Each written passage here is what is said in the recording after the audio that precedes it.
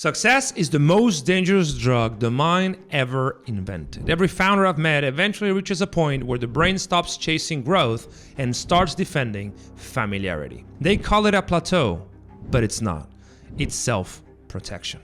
You're never stuck because you don't know what to do. You're stuck because thinking, planning, and setting goals become a coping mechanism.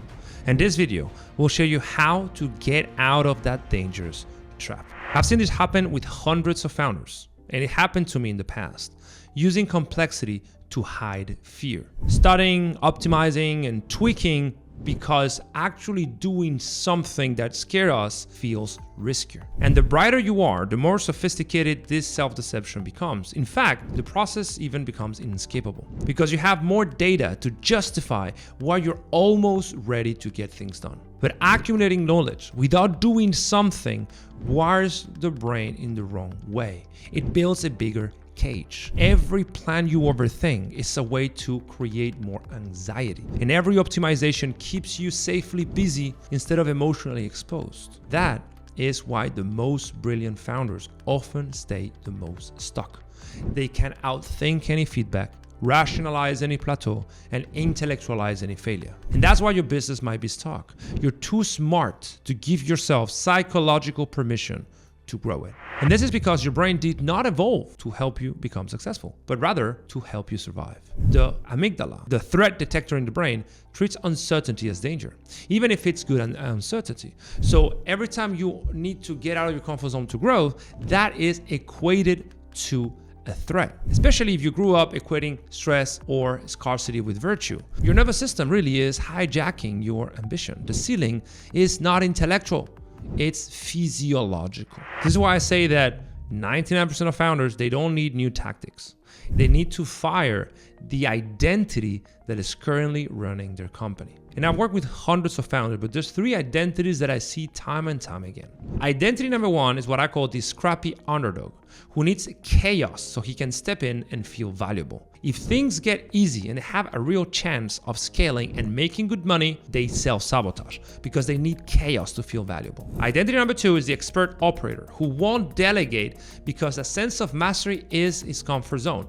So letting go of tasks and lowering standards by 10% just to allow someone else to do the job feels like death. And then you have what I call the visionary addict, who is addicted to novelty, allergic to follow through, and constant reinventing himself instead of actually pushing forward.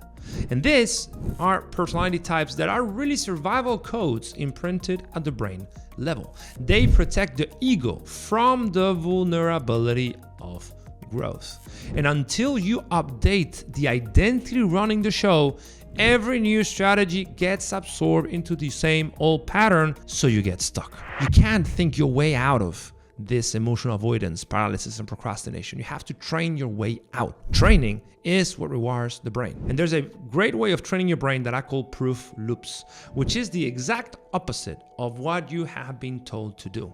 The exact opposite of affirmations. It's not saying I'm confident in the mirror 1,000 times, hoping that you become confident. No, that never works. It's about acting confidence once and then letting that evidence change your identity at the root level. This is not fake it until you make it. It's generate proof quickly so you can believe it. First we have the action, then we collect the evidence, then we wrap our identity around that evidence, and then we generate the next action. So we are compounding small neural votes that create a new identity. That is how we recondition the brain to see growth as familiar instead of dangerous. And this is how I like to tell my clients to create proof loops. First is to define the identity gap.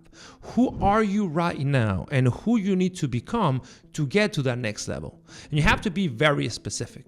So for instance, is right now you are a founder who writes all of the copy in your business and you know your landing pages are not converting, you need to become a CEO who hires specialists. If for instance you are someone who thrives on having absolute control over everything, you need to become someone who trusts experts and move fast. If you're someone who is proud of being bootstrapped and scrappy, you need to become proud of building systems that don't require hard work. In other words, the gap is both emotional and behavioral, which means that you have to map the tactical distance, the things that you're not doing, but also the emotional distance. Why are you not doing it? Step number 2 is to pick a proof-generating behavior. Choose a single action that the future you would take that will feel sufficient to act as evidence.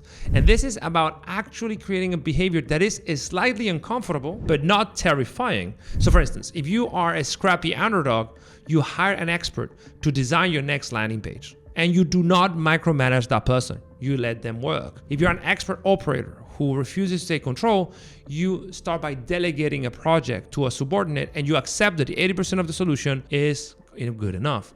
If you're someone addicted to novelty, you commit to one focus area for 90 days without new projects, pivots, or quick experiment. Each action that you take outside of your current identity is a vote to who you need to become. And you're teaching your nervous system and brain that this new identity is safe to occupy. And you do it once, and then you do it again tomorrow, and then you do it again next week, until you start compounding undeniable proof that you are who you said you wanted to become. Which leads me to point number 3, which is executing before you believe it. This is very important. Average performers need to believe before executing. Elite performers execute and then they believe. They don't wait to feel ready. They act as the person they want to be, and they let the brain and nervous system catch up to that behavior. Each tiny bit of execution is proof, and proof is what rewires beliefs. And finally, to make it easy on yourself, anchor it in new environments.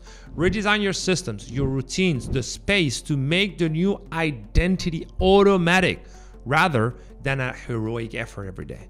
So for instance, if you are scattered and you want to become a CEO who protects deep work, guess what you do? Your calendar becomes non-negotiable. If you're training to move fast and make faster decisions, you kill all the rumination in your day-to-day. The environment you inhabit is the difference between willpower and autopilot, because the more you run that loop, the faster you prove to your biology that growth is safe and that whatever strategy you choose to pursue, it's gonna eventually end up working because you will tweak it until it works. And this is because every plateau is never a strategy problem. It's a nervous system problem disguised as a strategy problem. If you need to tweak, optimize, and plan 1,000 times before you feel safe before executing, you will not crush that plateau. You must take an aligned action and let your nervous system re-architect itself around that new evidence. You have to stop trying to think your way to the next level